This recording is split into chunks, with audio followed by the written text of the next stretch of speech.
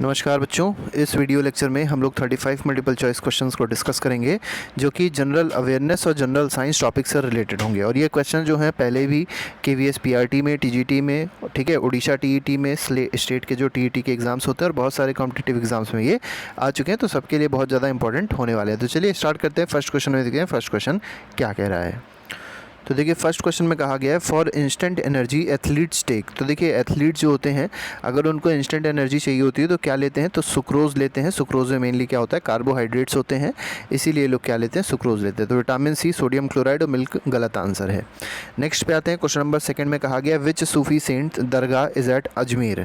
तो अजमेर में आपको बताना है कि सूफी सेंट की दरगाह है, तो ये है मोइनुद्दीन चिश्ती की। तो इसमें बी ऑप्शन जो होगा that will be the correct answer. Question number 3 पे आते हैं। थर्ड क्वेश्चन में कहा गया है through which one of the among the following material does sound travel the slowest। तो साउंड की स्पीड बतानी है सबसे कम किस में होती है। तो याद रखिएगा सॉलिड में स्पीड सबसे ज़्यादा होती है और गैस में या एयर में सबसे कम स्पीड होती है। तो इसका आंसर क्या हो जाएगा, air will be the correct answer.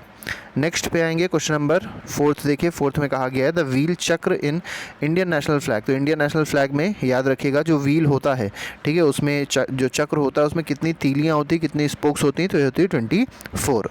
अच्छा एक बात और याद रखिएगा जो रेशियो होता है लेंथ और ब्रेथ का, ठीक है, जो लेंथ और ब्रेथ का रेशियो होता है नेशनल फ्लैग में वो क्या होता है, 3:2 का होता है। ठीक है, नेक्स्ट पे आते हैं क्वेश्चन नंबर 5। देखिए फिफ्थ क्वेश्चन में क्या कहा गया, इन आई डोनेशन। तो आई डोनेशन के केस में आपको बताना है which of the following part of eye is utilize. तो कौन सा पार्ट यूटिलाइज होता है आई डोनेशन में, तो कॉर्निया जो है उसका यूज़ होता है, उसको डोनेट किया जाता है मेनली, ठीक है, किसमें, आई डोनेशन में, ठीक है, तो इसमें cornea will be the correct answer.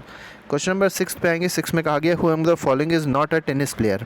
तो आपको बताना इनमें से कौन टेनिस प्लेयर नहीं है। तो सेरेना विलियम्स टेनिस प्लेयर है, बिल्कुल सही है।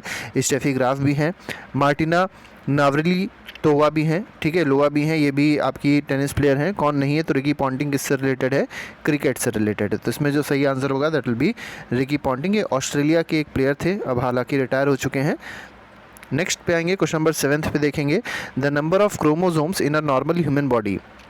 तो एक नॉर्मल ह्यूमन बॉडी में आपको बताना है नंबर ऑफ क्रोमोसोम्स कितने होते हैं। तो अगर पेयर पूछा जाएगा तो पेयर होते हैं 23। 23 को 2 से मल्टीप्लाई कर दिए कितना आ जाएगा, 46। तो 46 क्रोमोसोम होते हैं, याद रखिएगा, नॉर्मल ह्यूमन बॉडी में। नेक्स्ट पे आएंगे क्वेश्चन नंबर 8। देखिए 8th क्वेश्चन में कहा गया है Indian railways earn the maximum revenue from. तो देखिए इंडियन रेलवे को सबसे ज़्यादा रेवेन्यू कहाँ से मिलती है, तो फ्रेट फेयर से मिलती है, फ्री फेयर से मिलती है। तो इसमें बी ऑप्शन सही हो जाएगा। नेक्स्ट पे आएंगे। नेक्स्ट क्वेश्चन क्वेश्चन नंबर 9 है the time gap between 2 successive sessions of parliament is not to exceed. तो देखिए दो सक्सेसिव पार्लियामेंट के बीच का जो टाइम पीरियड होना चाहिए वो 6 महीने से ज़्यादा का नहीं होना चाहिए। तो इसमें बी ऑप्शन जो है that will be the correct answer. Question number 10th पे आएंगे। क्वेश्चन नंबर 10th को देखेंगे। 10th क्वेश्चन में कहा गया है the pH of human blood is approximately. तो ह्यूमन ब्लड जो होता है उसका पीएच जो होता है वो अप्रॉक्सीमेटली क्या होता है, तो 7.4 होगा, मतलब 7.35 से आप देखेंगे तो 7.45 तक होता है। तो इसका आंसर क्या हो जाएगा, 7.4 will be the correct answer, क्योंकि आपसे क्या पूछा गया, अप्रॉक्सीमेट वैल्यू पूछी गई है, ब्लड ह्यूमन का जो ब्लड होता है उसकी पीएच पूछी गई है। क्वेश्चन नंबर 11 पे आते हैं। 11 में कहा गया है the process of Metamorphosis of rocks में इन्वॉल्व। तो देखिए जो मेटामॉर्फोसिस होता है रॉक्स का, इसमें क्या क्या चीज़ें इन्वॉल्व होती हैं। तो पहला कहा गया sand stone turning into quartzite, बिल्कुल सही है। सेकंड में कहा गया lime stone becoming a marble, ये भी सही है। Shale getting converted into slate, ये भी सही है। ठीक है, तो मेटामॉर्फोसिस का मतलब ये है कि जो भी रॉक चाहे इग्नियस हो चाहे सेडिमेंट्री हो वो किस में कन्वर्ट हो जाए, मेटामॉर्फिक रॉक में कन्वर्ट हो जाए। तो यहाँ पर अगर देखा जाएगा तो इसमें डी ऑप्शन जो है that will be the correct answer. Next पे आएंगे क्वेश्चन नंबर 12 में। देखिए क्या कहा गया, 12th कह रहा है the constitution of India provides for the nomination of 12 members of Rajya Sabha by the president to represent. तो देखिए जो 12 मेंबर्स होते हैं, 12 मेंबर्स राज्यसभा में नॉमिनेट किए जाते हैं, और कौन नॉमिनेट करता है, प्रेसिडेंट नॉमिनेट करता है। अब आपको बताना क्या है, जो 12 मेंबर्स होते हैं किस चीज़ से रिलेटेड होते हैं। तो क्या पारसीज होते हैं, मैन ऑफ एमिनेंस होते हैं, बिजनेस कम्युनिटी होती है, कि एंग्लो इंडियन होते हैं। तो इसका जो सही आंसर हो जाएगा मैन ऑफ एमिनेंस, मतलब कुछ ऐसे इंपॉर्टेंट फील्ड से आते हैं, जैसे लिटरेचर से आते हैं, आर्ट से आते हैं, सोशल सर्विस से आते हैं, और अगर आप देखेंगे तो यहाँ पर स्पोर्ट्स से भी लोग आते हैं। ठीक है, तो 12 जो मेंबर्स सेलेक्ट किए जाते हैं, मतलब नॉमिनेट किए जाते हैं प्रेसिडेंट के द्वारा, वो लिटरेचर से आएंगे, आर्ट से आएंगे, सोशल वर्क से आएंगे, या स्पोर्ट्स से आएंगे। ठीक है, तो इसमें बी ऑप्शन सही हो जाएगा। नेक्स्ट क्वेश्चन पे आएंगे। क्वेश्चन नंबर 13 देखिए। 13 में कहा गया which language is not specified in 8th schedule of Indian constitution. तो जो भारत संविधान का 8वां शेड्यूल है उसमें याद रखिएगा कितनी लैंग्वेजेस लिखी गई हैं, तो 22 शेड्यूल्ड लैंग्वेज हैं, याद रखिएगा, इंडियन कॉन्स्टिट्यूशन में। कौन सी नहीं है पूछा गया आपसे, तो संस्कृत है, सिंधी भी है, उर्दू भी है। कौन सी नहीं है, तो इंग्लिश, उसमें कोई भी लैंग्वेज नहीं है, शेड्यूल्ड लैंग्वेज में इंग्लिश नहीं है। नेक्स्ट बैंक क्वेश्चन नंबर 14 में कहा गया which of the following pair of language and one of the greatest poet are not correctly match. तो देखिए आपको बताना है कि कौन ऐसा है जो करेक्टली मैच नहीं है। जैसे रविंद्रनाथ टैगोर जो है बंगाली में लिखते थे, बिल्कुल ठीक है। जो गालिब थे उर्दू में लिखते थे, भी सही है। होमर ग्रीक में लिखते थे, तीनों बातें सही हैं।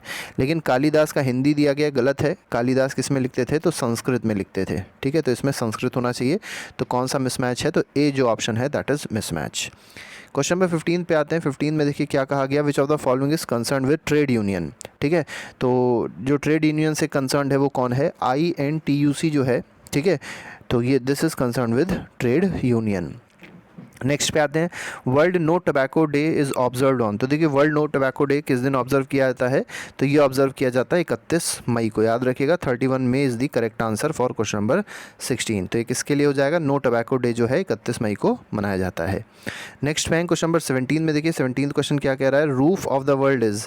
तो वर्ल्ड की जो रूफ है वो कौन कहलाती है, तो तिब्बत जो है उसको रूफ ऑफ द वर्ल्ड कहा जाता है। बी ऑप्शन इसमें सही हो जाएगा।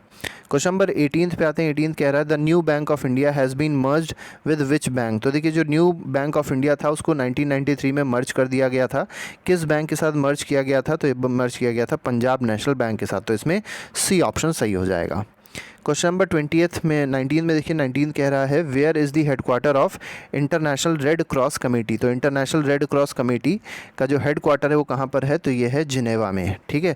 जिनेवा, और कहाँ पे है जिनेवा, स्विट्ज़रलैंड में है। ये बात आप लोग को याद रखनी है, ठीक है। नेक्स्ट पे आएंगे। नेक्स्ट क्वेश्चन कह रहा है, क्वेश्चन नंबर 20 है, इसमें कहा गया चूज़ द रॉन्ग डेफिनेशन। तो देखिए आपको बतानी है गलत डेफिनेशन इनमें से कौन सी है। तो कंटूर का मतलब होता है area of equal height above sea level, बिल्कुल ठीक है। आइसोथर्म, थर्म का मतलब होता है टेम्परेचर, तो जहाँ पर टेम्परेचर सेम रहता है ऐसी एरियाज़ को आइसोथर्म कहते हैं। ए और बी दोनों ही सही है। आइसो हाइट्स क्या होता है, जहाँ पर इक्वल रेनफॉल होती है उसको आइसो हाइट्स कहते हैं। तो ए बी सी तीनों ही सही है। कौन सा गलत हो जाएगा, गलत है आपका आइसोबाथ, ठीक है। इक्वल एटमॉस्फेरिक प्रेशर दिया है, ये आपका गलत है। चलिए कमेंट बॉक्स में आप लोग क्लिक किया बताइएगा आइसोबाथ का मतलब क्या होता है, what is the meaning of isobath, ठीक है। नेक्स्ट पे आते हैं। क्वेश्चन नंबर 21 देखिए 21 में क्या कहा गया, which of the following countries is not grouped with Caribbeans. अब आपको बताना है करीबियन इसमें कौन सी कंट्री नहीं है। तो क्यूबा करीबियन में आएगा, बरमूडा भी आएगा, एंगुला भी आएगा, कौन नहीं आएगा, Jordan is the correct answer. Jordan जो है वो कैरिबियन कंट्री में नहीं आएगा। नेक्स्ट पे आते हैं। नेक्स्ट में देखिए क्या कहा गया है, इंडियाज़ नेशनल एम्बलम इस। तो नेशनल एम्बलम आपको बताना है इंडिया का कौन सा है, तो लोटस फ्लावर है, गलत है। लायन कैपिटल है, सारनाथ में है, आप लोग ने देखा होगा सारनाथ का एम्बलम जो है, सारनाथ पे लायन कैपिटल जो बना हुआ है that is the national emblem of India, ठीक है। तो बी ऑप्शन इसमें सही हो जाएगा। नेक्स्ट पे आएंगे क्वेश्चन नंबर 23 देखिए 23 क्वेश्चन क्या कह रहा है, Davis cup is associated with which sport. तो डेविस कप किससे रिलेटेड है, तो लॉन टेनिस से रिलेटेड है, आप लोग को पता होना चाहिए। बहुत आसान सा क्वेश्चन है, डेविस कप किससे रिलेटेड है, लॉन टेनिस से रिलेटेड है। क्वेश्चन नंबर 24 पे आते हैं। 24 कह रहा है which of the following is famous violin player. तो आपको बताना है इनमें से कौन से ऐसे हैं जो फेमस वायलिन प्लेयर हैं। तो वायलिन एक तरीके का म्यूजिकल इंस्ट्रूमेंट है, तो फेमस वायलिन प्लेयर जो है वो कौन है, एल सुब्रमण्यम है, ठीक है। नेक्स्ट पे आएंगे क्वेश्चन नंबर 25 में कहा गया टिप्पणी is a dance drama of the state. तो टिप्पणी जो है वो किस स्टेट की डांस है या ड्रामा है, तो ये है गुजरात की। तो इसमें सी ऑप्शन जो है that is the correct answer. Next में आते हैं मैच दी फॉलोइंग। अब आपको मैच करना है तो गोविंद को मैच करना है, तो गोविंद का आ जाएगा राष्ट्रकुतास से। आर्यभट्ट किससे रिलेटेड थे, तो ये गुप्त डायनेस्टी से रिलेटेड है। मानवभट्ट किससे रिलेटेड थे, तो ये हर्षवर्धन से रिलेटेड थे। और लास्ट आपका समुद्रगुप्त है, इनको क्या कहा जाता था, इंडियन नेपोलियन कहा जाता था। तो इसमें क्या आंसर हो जाएगा, सीधे सीधे आपस में सबके सब पहले से ही मैच हैं। नेक्स्ट पे आते हैं agriculture minister of India presently is. तो प्रेजेंटली जो इंडिया एग्रीकल्चरल मिनिस्टर हैं, एग्रीकल्चर मिनिस्टर हैं भारत के, वो कौन है, तो ये है नरेंद्र सिंह तोमर, ठीक है। तो इसमें ए ऑप्शन सही हो जाएगा। नेक्स्ट पे आते हैं क्वेश्चन नंबर 28 में कहा गया Oscar award 2022 for the best picture was given to.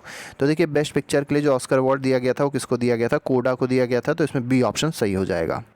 Question number 29 में आते हैं। 29 में कहा गया है rate of evaporation does not depend on. तो रेट ऑफ इवापोरेशन किस पे डिपेंड नहीं करता, तो टेम्परेचर पे डिपेंड करता है, सरफेस एरिया पे भी डिपेंड करता है।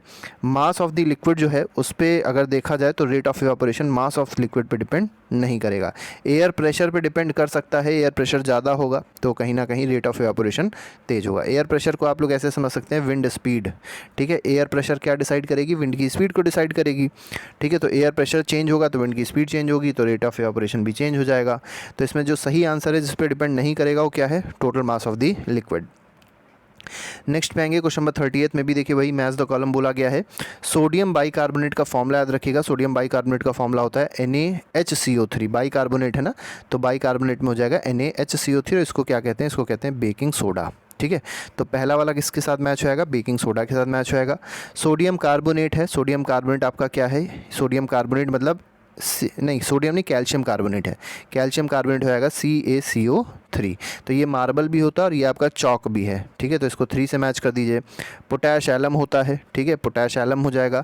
कैल्शियम हाइपोक्लोराइड को क्या कहते हैं, ब्लीचिंग पाउडर कहते हैं। ब्लीचिंग पाउडर का फॉर्मूला याद रखिएगा CaOCl2। कभी कभी इसको लिख दिया जाता है कैल्शियम ऑक्सीक्लोराइड भी, दोनों बातें आप लोग को याद रखनी है। नेक्स्ट पे आते हैं क्वेश्चन नंबर 31। देखिए क्या कह रहा है। 31 में कहा गया रॉबर्ट कोच वर्क ऑन। तो रॉबर्ट कोच जो है वो किस चीज़ के लिए काम किए वो, तो ट्यूबरक्लोसिस और कॉलरा दोनों ही सही हो जाएगा। तो इसमें both A and B are the correct answer. तो 31 का जो आंसर है वो बोथ ए एंड बी होगा। 32 क्वेश्चन पे आते हैं। Right to property. Right to property क्या है, तो पहले ये फंडामेंटल राइट हुआ करती थी, लेकिन पहले 11 फंडामेंटल राइट होती थी, बाद में इसको कम करके 10 कर दिया गया, ठीक है। अब इसको किस में कन्वर्ट कर दिया गया है, तो फंडामेंटल राइट अब ये नहीं है, ये एक लीगल राइट है, ठीक है। तो सी ऑप्शन जो है 32 का ये सही हो जाएगा। नेक्स्ट पे आते हैं क्वेश्चन नंबर 33 में कहा गया है the 55th amendment of 1986 conferred statehood on. तो देखिए जो 55th अमेंडमेंट है, 55वां जो अमेंडमेंट है वो किस स्टेट को मतलब किस जगह को स्टेटहुड देता है, तो अरुणाचल प्रदेश को वो स्टेटहुड प्रोवाइड करता है। नेक्स्ट पे आते हैं क्वेश्चन नंबर 34 में कहा गया है the vice president of India is elected by the electoral college consisting of. तो देखिए वाइस प्रेसिडेंट जो है इंडिया का, ठीक है, वाइस प्रेसिडेंट जो इंडिया के होते हैं उनका जब इलेक्शन होता है तो उनके इलेक्शन के लिए जो इलेक्टोरल कॉलेज होता है, इलेक्टोरल कॉलेज का मतलब जो लोग उनमें चुनाव में भाग लेते हैं उसको एक तरीके से इलेक्टोरल कॉलेज कह सकते हैं। तो इनमें कौन कौन से लोग होते हैं, तो इनमें दोनों में मतलब हर तरीके के मेंबर्स होते हैं जो कि मेंबर ऑफ लोकसभा भी होते हैं और साथ ही साथ राज्यसभा भी होते हैं, फिर वो चाहे नॉमिनेटेड मेंबर्स हों चाहे वो इलेक्टेड मेंबर्स हों, ठीक है। तो दोनों तरीके के मेंबर यहाँ पर देखे जाएंगे, लेकिन सिर्फ किसके, पार्लियामेंट के, लेजिस्लेटिव असेंबली का यहाँ कोई काम नहीं होता है। नेक्स्ट पे आते हैं। नेक्स्ट में क्वेश्चन नंबर 35 है, हमारा आज का आखिरी सवाल है। इसमें कहा गया which article of constitution provide the parliament to power to amend the constitution. तो कॉन्स्टिट्यूशन को अमेंड करने की पावर किस आर्टिकल में लिखी गई है, ठीक है। तो यहाँ पर पार्लियामेंट के पास पावर है कि वो पार्लियामेंट को अमेंड कर सकता है, ये किस में कहा गया है, आर्टिकल 368 में कहा गया है। तो ये हमारे पास कुछ 35 क्वेश्चन थे जो भी हम लोग ने डिस्कस किए। बाकी इसकी जो सीरीज़ है आगे और भी आती रहेंगी और भी कई सारे MCQs आते रहेंगे। तो अगर आप लोग को अच्छा लगता है वीडियो तो ज़रूर लाइक और चैनल को सब्सक्राइब जरूर कर दीजिएगा। तो अभी के लिए फ़िलहाल नहीं, thank you very much, good bye, जय हिंद।